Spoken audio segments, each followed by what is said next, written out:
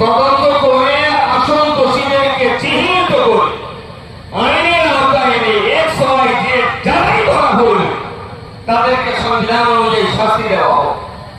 গতকাল পর্যন্ত আমরা দেখলাম এতদিন যে মুসলমানদেরকে এত নিচ ব্যক্তি নিয়ে গালিগালাজ করছিল, পুলিশের জালে আসামি ধরা পড়েছে, তবে মুসলমান নয়, তারা হলো RSS এর চর। মুসলিম ধরা পড়ি হিন্দু ভাইদেরকে কুপিয়ে মেরেছে, RSS মেরেছে, কোন মুসলমান হয়নি।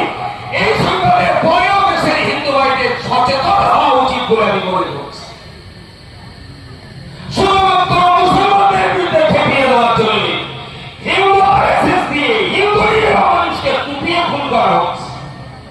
আপনি দেখুন মুর্শিদাবাদের ঘটনার 70 বছরের এক বৃদ্ধা মা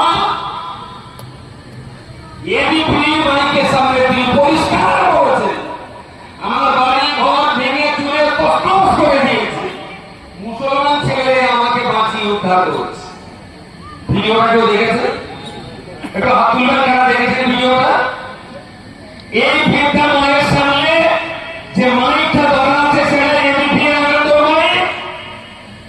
একজন সিঁদুর লাগানো পোটা লাগানো হিন্দু মা, তিনি বলছেন মুসলমানরাই আমাকে বাঁচিয়েছে মহাবিপদ থেকে। এই ভিডিওটা বাই চান্স এবিপি আনন্দে পোস্ট করা হয়েছে, আপলোড দেওয়া হয়েছে। নির্লজ্জ বিহার মতো 10 মিনিটের ভিতরে সেই ভিডিও আবার তারা ডিলিট করে দিয়েছে। আমি পুলিশ বন্ধুদেরকে বলছি, দেশের হিন্দুরা ভালো, মুসলমানরা ভালো, কোন হিন্দু সন্ধ্যা দাঙ্গা চায় না, কোন মুসলমান দাঙ্গা চায় না। দাঙ্গা চায় কেবল RSS, আর দাঙ্গা চায় কেবল তাদের টাকা খাওয়া কিছু দালাল মিডিয়া।